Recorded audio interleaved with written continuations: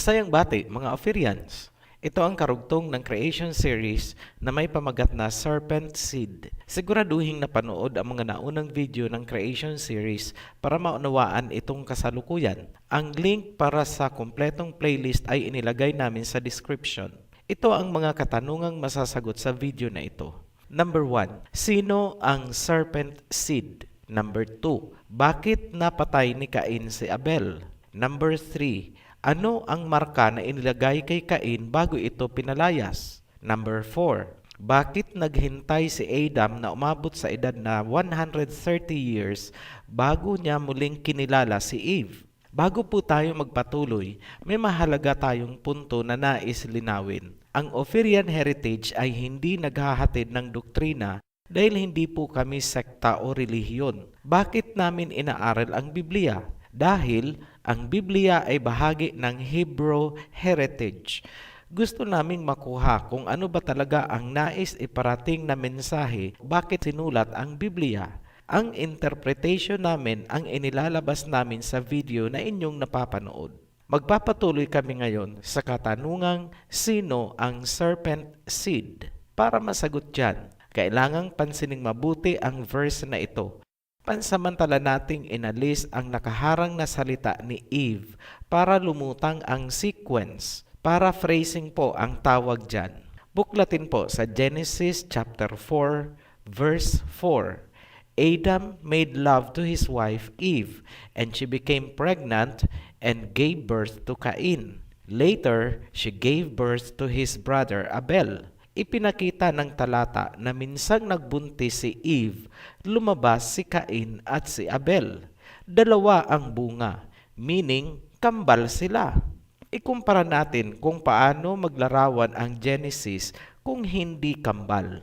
Ganito po ang style ng pagkakasulat ng Genesis kung hindi kambal ang inilabas. Sa Genesis chapter 29, makikita po natin yung the mothers of the patriarchs. Simula po kay Leah. So Genesis 29 verse 32. And Leah conceived and bare a son, and she called his name Reuben. Sa verse 33 naman, and she conceived again, and this time ang isinilang naman is si Simeon. Sa verse 34, and she conceived again, at ngayon naman isinilang si Levi. Sa verse 35, and she conceived again, at ngayon isinilang si Judah. Pansining mabuti, bawat pagbuntis, isa ang sinasabing lumabas. Pero sa sitwasyon ni Cain at Abel, isa lang ang binanggit na pagbubuntis, pero dalawa ang sinabing inilabas. Nakuha niyo po ba ang point, ang comparison? Ngayon, huwag po nating kalilimutan ang binanggit sa sumpa na merong seed of the serpent at seed of the woman. Nangangahulugan na ang ama ng isa ay ang serpent at ang isa naman ay si Adam. Posible bang mangyari na magkaiba ang tatay ng kambal? Sa puntong ito, kinailangan natin ang mas malalim na pagsasaliksik sa obstetrics. At ano ang ating natagpuan? Yes, posibleng mangyari na magkaiba ang ama ng isang fraternal twins. Ngunit paano nangyari? Repasuhin ulit natin ang Genesis mula sa perspective ng obstetrics. Matapos ang pagkakasala ni Adam and Eve, pinaalis agad sila sa garden. Karugtong ng pangyayari, kinilala ni Adam ang kanyang asawa matapos silang lumabas ng garden. Hindi sinabing naghintay pa si Adam na umapak sa kung anong edad bago niya kinilala si Eve. Dapat nating ikonsidera na katatapos lang kumain ni Adam ng prutas, ibig sabihin energized pa sila. Hindi pa tuluyang humuhupa ang epekto ng prutas. Parang nasa honeymoon stage ang mag-asawa ngayon. Sana huwag niyo pong lagyan ng malisya ang paglalarawan. Ngayon, paanong nangyari na ang binhi ni Adam ay napasabay sa binhi ng serpent? Dito papasok ang kaalaman mula sa OB, ang stage kung saan ang sperm cell ng lalaki ay mag-unite or papasok sa egg cell ng babae ay tinatawag na fertilization. Pagkatapos ng fertilization, makalipas ang 5 hanggang 7 araw, ang fertilized egg ay kakapit na sa bahay bata. Matapos kumapit ang fertilized egg, magsasara na ang bahay bata para wala nang makapasok na ibang sperm cell kahit muling makipagtalik ang babae habang nagbubuntis. Ngayon, mahalagang tandaan na may 5 hanggang 7 araw na nakabukas ang bahay bata habang hindi pa kumakapit ang fertilized egg. Sa loob ng 7 araw na yan, nangyari ang pagkilala ni Adam kay Eve. Naihabol ni Adam ang kanyang binhi bago magsara ang bahay bata, kaya nabuo ng sabay sina Cain at Abel. Yan ang pangyayari na nagpapaliwanag kung paanong naging kambal sina Cain at Abel pero magkaiba ang ama. Tinatawag yan sa obstetrics na heterofraternal superfecundation. Sa mga nagtataka at nagtatanong kung posible ba ang interspecies breeding? Yes, bigyan namin kayo ng halimbawa. Ang donkey at kabayo ay magkaibang species yan. Ngunit kapag ang lalaking donkey at babaeng kabayo ay nagmating, nagkakaanak sila at tinatawag na mule. Kapag ang lalaking kabayo naman at babaeng donkey ang nagmating, ang kinalalabasan ay hini. Mula sa example na yan, hindi imposible na ma-fertilize ng serpent ang egg cell ni Eve. Ngayon, sino ang naging hybrid human serpent? Simple lang, kung sino ang hindi kinilala ni Adam bilang anak, ay most probably siya ang serpent seed. Makikita ba yan sa Genesis? Yes. Dinadaan-daanan lang ang mga talata at hindi napapansin ang nilalaman. Sobrang napakahalaga po nito sa katuparan ng prophecies. Ito ang pinakaugat ng sinabi sa Matthew chapter 24 verse 7 na nations shall rise against nations and kingdoms against kingdoms. Ganyan siya kahalaga. Seed of the serpent versus seed of the woman.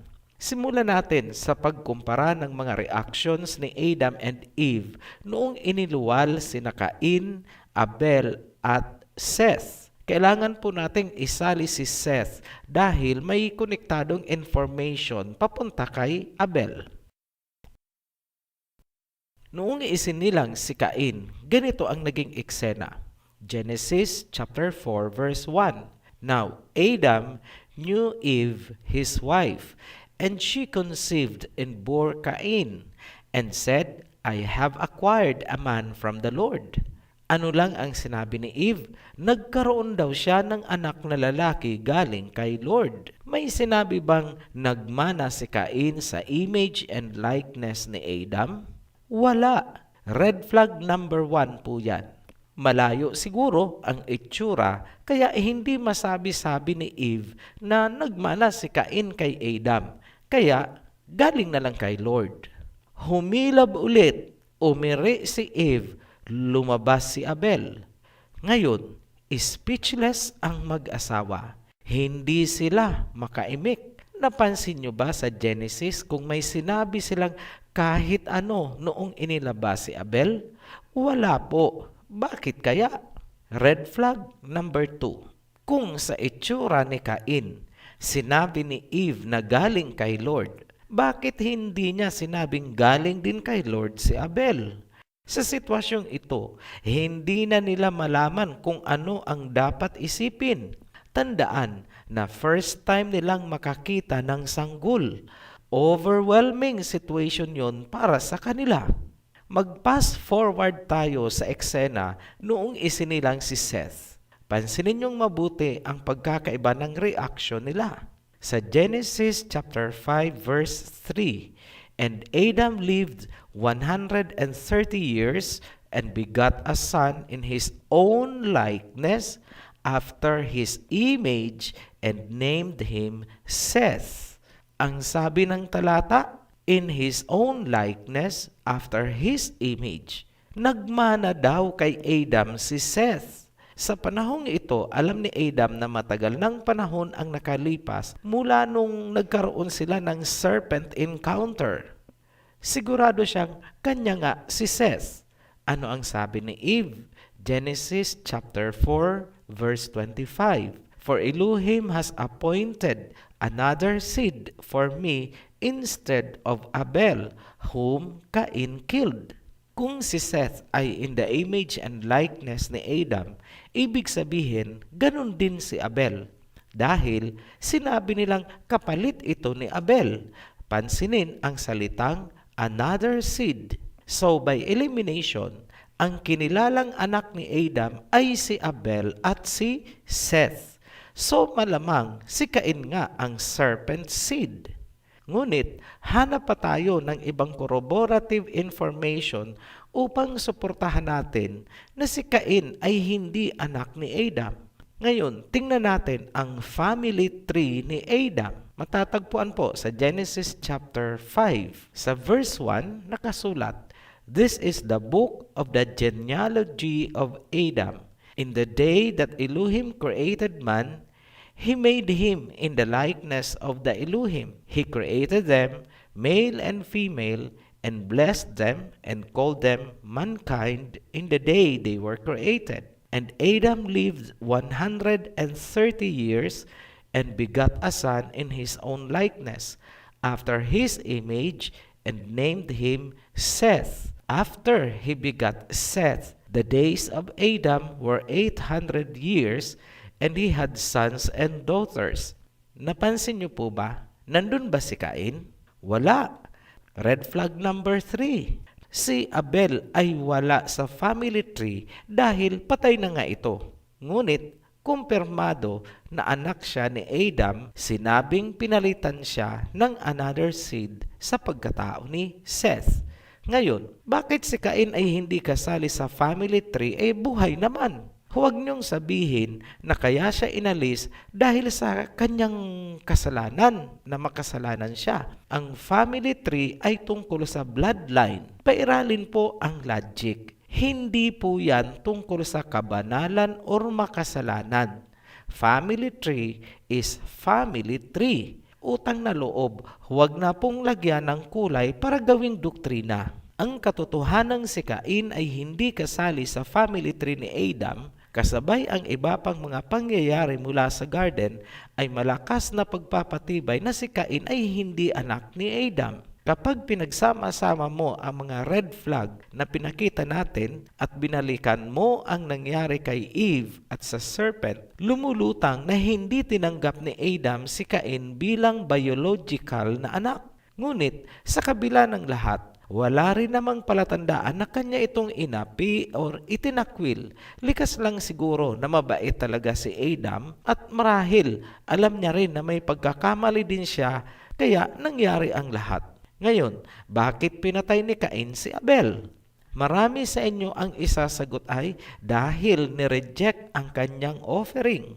Nakasenter po kayo sa offering. Hindi po kami kumbinsido dyan. Doktrina po yan na nag-uugat sa misinterpretation ng Biblia. Hindi kasi pinapansin ang bigger picture at context ng mga pangyayari. Huwag pong umasa sa hermeneutics. Kailangan din ang praktikal na pag-iisip. Napakababaw po na dahilan ng pagkaka-reject ng offering para patayin ni Cain si Abel. Pwede niya namang ulitin na lang ang pag-o-offer.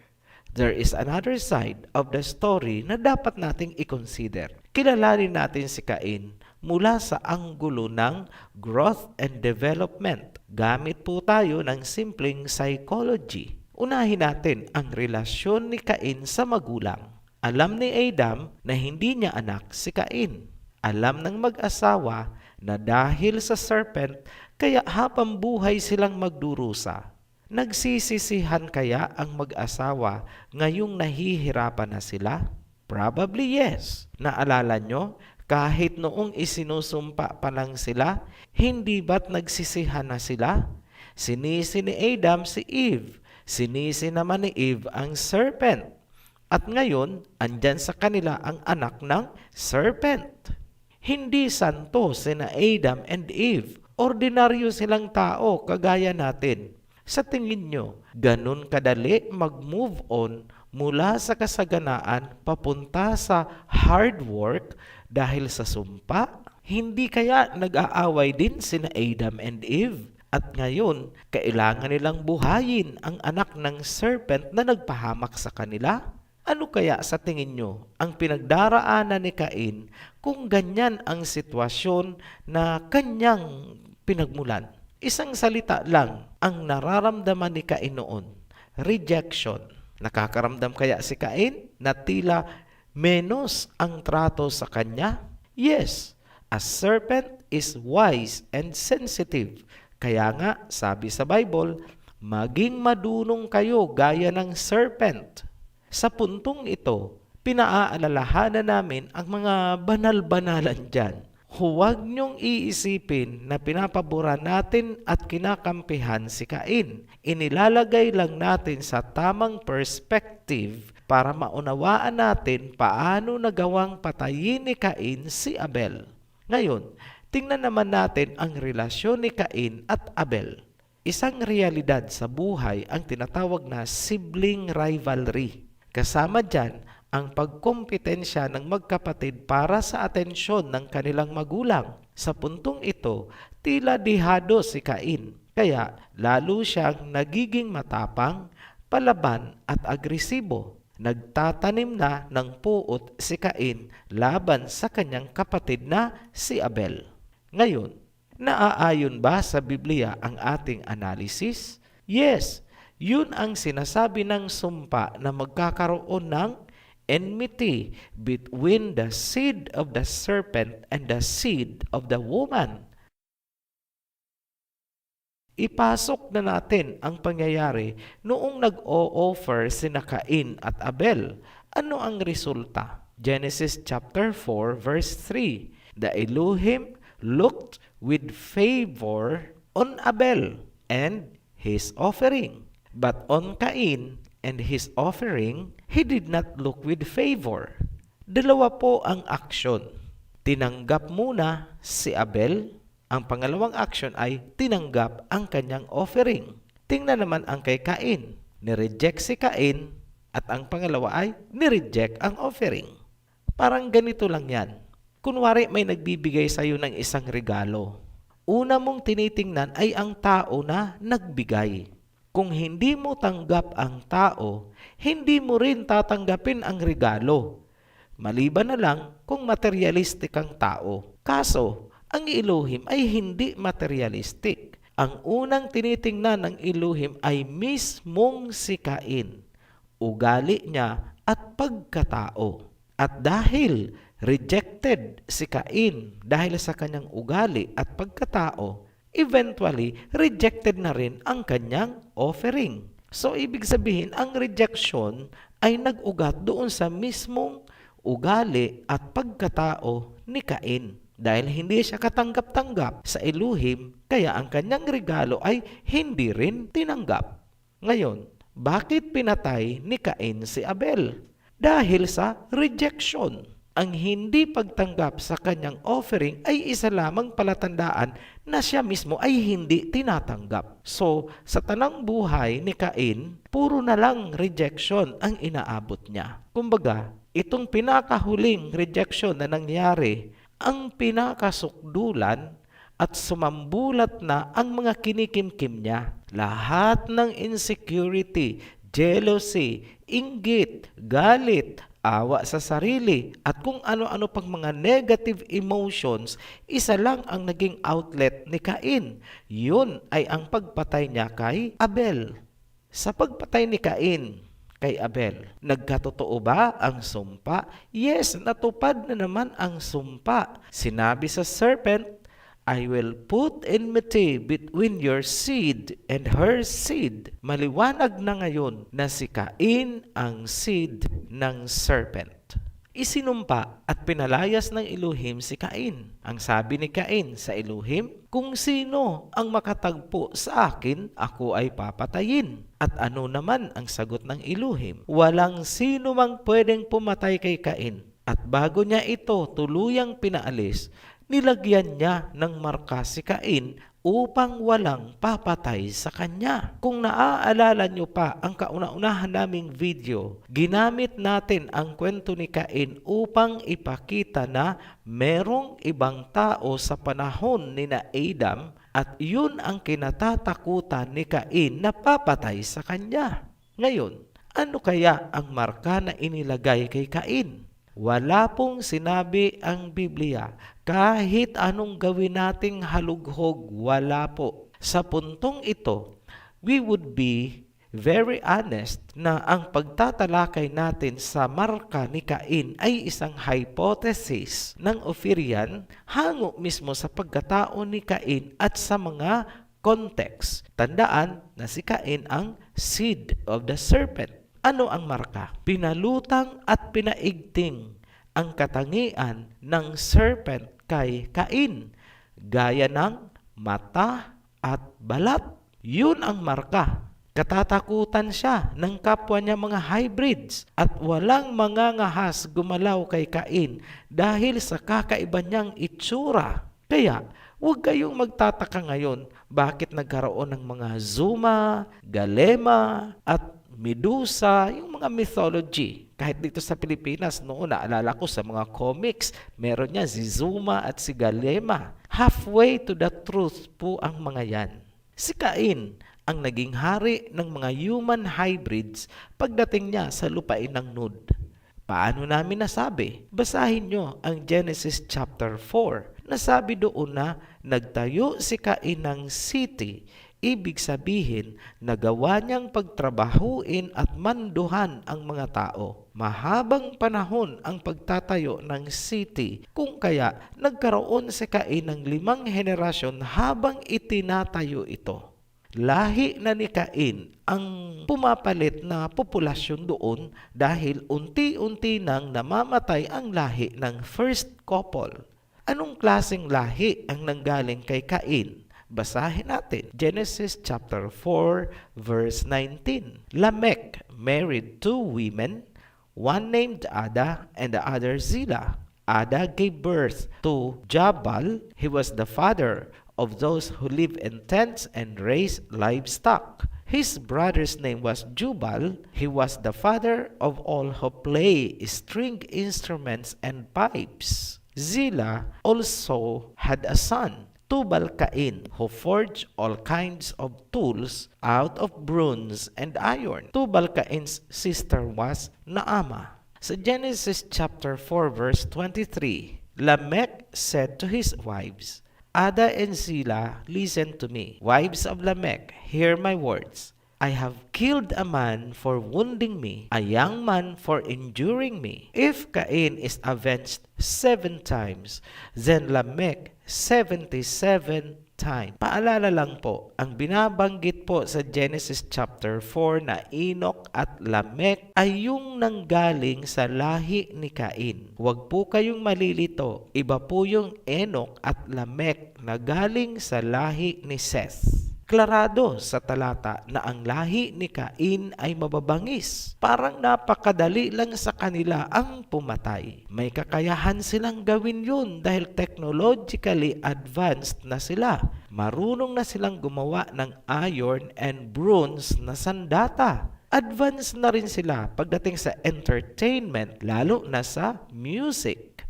Samantala, balikan natin si Adam and Eve. Kumusta na kaya sila? Bakit kaya ang haba ng pinalipas na panahon bago nasundan si Cain at Abel? Nadala ba si Eve dahil sa hirap ng panganganak? Tila hindi po yun ang rason. Ang paliwanag ay matatagpuan sa verse na ito. Genesis chapter 2 verse 24. That is why a man leaves his father and mother and is united to his wife, and they become one flesh. Titigan ang salitang one flesh o ang pag-iisang laman ng babae at lalaki. Yan ang pundasyon ng dahilan kaya matagal silang hindi nagkaanak. Linawin po natin. Paano nagiging one flesh ang lalaki at babae? Gumamit tayo ng simpleng biochemistry. Ang katawan ng tao ay basically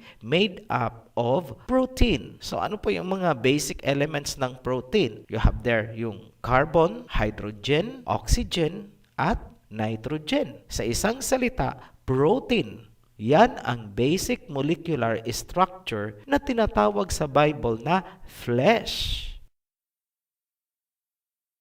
Nangyayari ang pag-iisang laman sa unang pagkakataon na kinilala ng lalaki ang babae at siya ay nagsali ng kanyang protina sa babae. May pagbabagong nangyayari sa reproductive system ng babae kung saan lahat ng kanyang egg cell sa mga darating na panahon ay may tatak na ng unang lalaki na kumilala sa kanya. Gumamit tayo ng isang halimbawa para madaling maintindihan. Kunwari, tawagin natin ang babae na si Petra. Unang nakasiping ni Petra ay si Pedro. Matapos ang nangyari, iniwan siya ni Pedro. Lumipas ang mahigit 10 taon bago naging asawa ni Petra si Juan. So, si Juan ang pangalawang lalaki sa buhay ni Petra. Ilang taon ang lumipas? 10. Ngayon, ang mga magiging anak ni Juan kay Petra ay maaari pa ring magtaglay ng traits galing kay Pedro na unang nakatalik ni Petra 10 years ago. Ano ang dahilan? Dahil naging one flesh si Petra at si Pedro noong sila ay nagtalik 10 years na ang nakalipas. Sa science, ang tawag dyan ay telegony. So, paano nangyayari itong telegony? May mga bagong research ngayon na nagpapakita na ang seminal fluid ng lalaki ay nagtataglay ng mga tinatawag na dsRNA or double-stranded ribonucleic acid at iba pang mga complex proteins.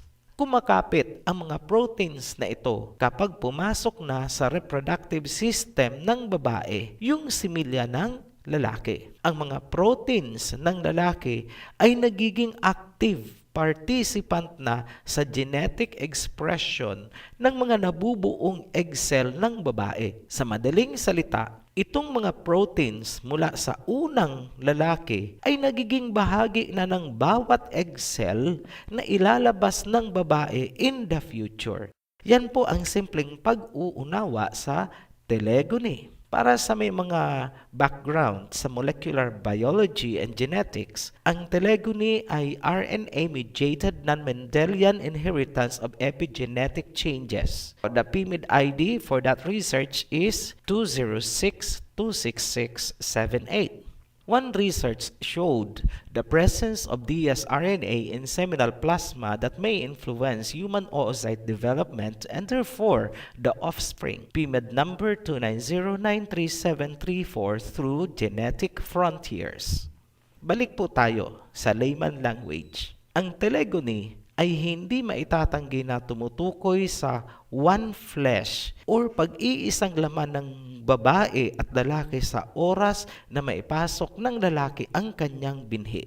Ngayon, baon ang kaalamang yan. Analisahin natin ang naging kalagayan ni Eve para masagot ang katanungan na bakit pinalipas muna nila ang napakahabang panahon bago ulit nagbuntis si Eve at isinilang si Seth. Noong ginamit si Eve ng serpent, ang proteins na pumasok sa katawan ni Eve ay may epekto sa kanyang reproductive system. Ang mga egg cell na ilalabas niya in the future ay magtataglay ng traits ng serpent. Ibig sabihin, kung siya ay muling mabubuntis ni Adam, tataglayin pa rin, maipapasa pa rin sa anak nila ang traits ng serpent. Sa madaling salita, defiled or kontaminado ang katawan ni Eve. Pero, bakit hindi apektado si Abel? Kasi po, ang egg cell na naging Abel ay dati ng egg cell yun bago pa man pumasok ang proteins ng serpent. Ang apektado lang ng proteins galing sa serpent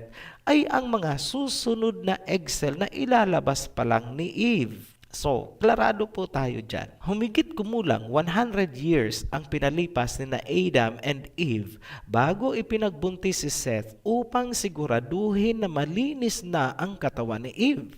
Ang posibleng dahilan kaya binigyang diin sa Biblia na si Seth ay own image and likeness ni Adam ay upang ipakita na si Seth ay hindi carrier ng serpent traits.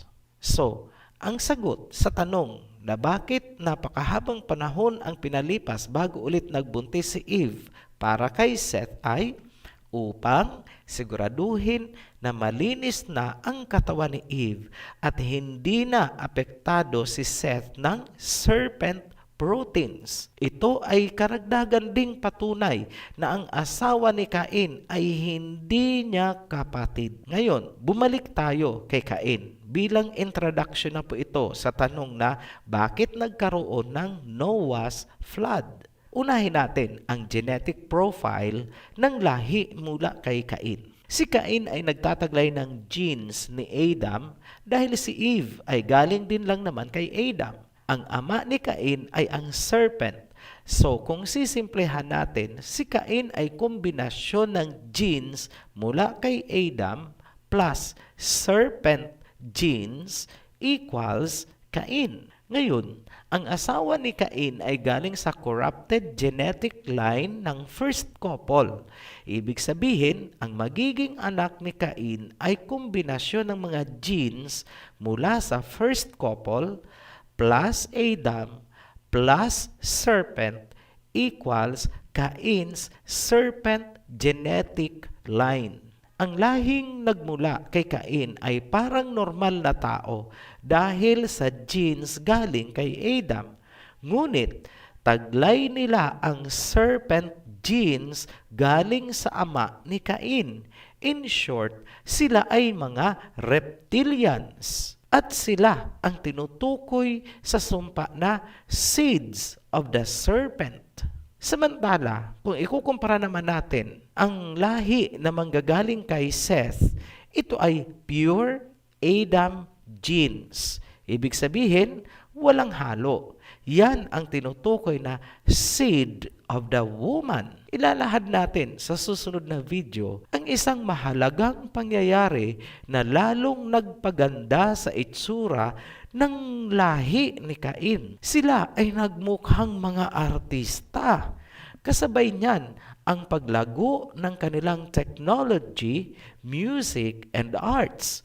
Doon ito nangyari sa city na itinayo ni Cain. Sa kabila ng mga developments na yan, lalo silang nagugumon sa kasamaan. Yan ang inilarawan sa Genesis chapter 6, verse 5. The Elohim saw how great the wickedness of the human race had become on the earth, and that every inclination of the thoughts of the human heart was only evil all the time. The Elohim regretted that he had made human beings on the earth, and his heart was deeply troubled. So the Elohim said, I will wipe from the face of the earth the human race I have created. Ang sinabi sa verse ay, naging masama daw ang mga tao.